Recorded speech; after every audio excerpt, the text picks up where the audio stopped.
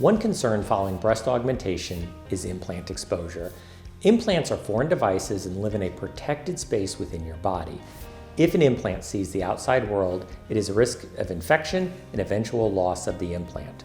To help protect the implant exposure, there are many different strategies we can utilize, ranging from tension-free closure, selecting appropriate sized implants, multi-layer closure to ensure many layers between the implant and the skin, great perioperative nutrition, and nicotine avoidance, which can significantly increase risk of implant exposure.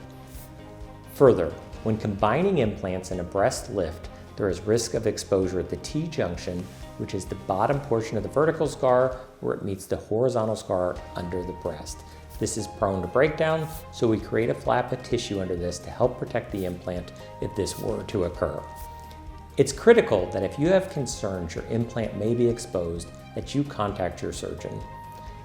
If the implant has a threatened exposure, which means that we can't be certain the implant is exposed, depending on the degree of concern, we may monitor or we may elect to proceed to the operating room for exploration, washout, and implant exchange.